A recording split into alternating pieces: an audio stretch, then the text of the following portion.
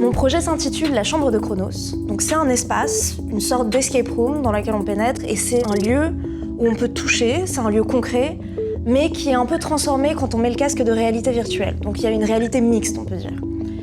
Et l'idée, c'est que quand on touche certains objets, on va avoir une influence sur le monde virtuel qu'on voit dans le casque. Typiquement, ça va être une influence sur le temps et comment on le perçoit. Et on va en fait devenir un petit peu démiurge et pouvoir transformer toutes les choses en les faisant rajeunir ou vieillir à dessein. Et là, ce que j'ai fait au cours de la résidence, c'est une preuve de concept où on a seulement un objet, un globe, qu'on peut faire tourner dans un sens ou un autre, et qui va influencer un autre objet virtuel qui est un fruit qu'on va pouvoir faire pourrir ou régénérer.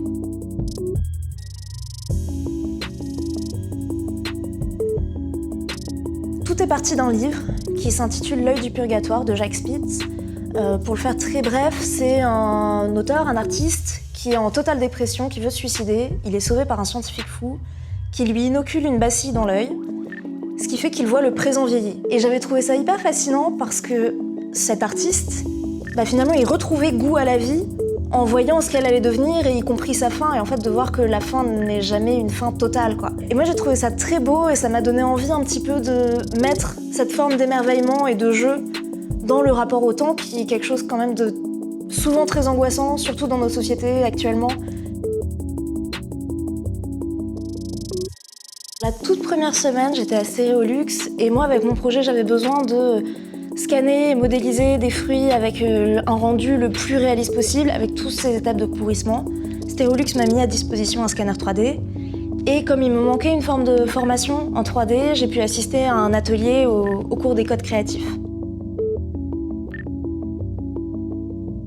J'ai fait une deuxième semaine de résidence à Laval, au Laval Virtual Center. C'était hyper intéressant pour moi parce qu'en fait, c'est un lieu qui réunit plusieurs.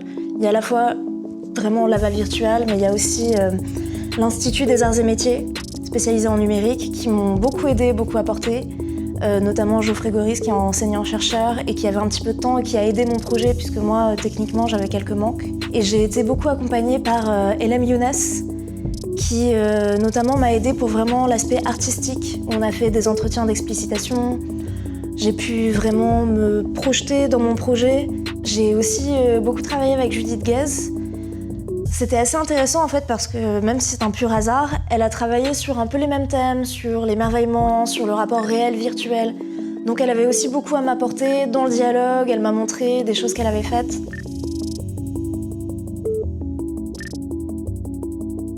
Ma dernière semaine de résidence à Stéréolux, j'ai pu enfin appliquer ce qui était essentiel à mon projet, c'est-à-dire le mettre dans un monde concret.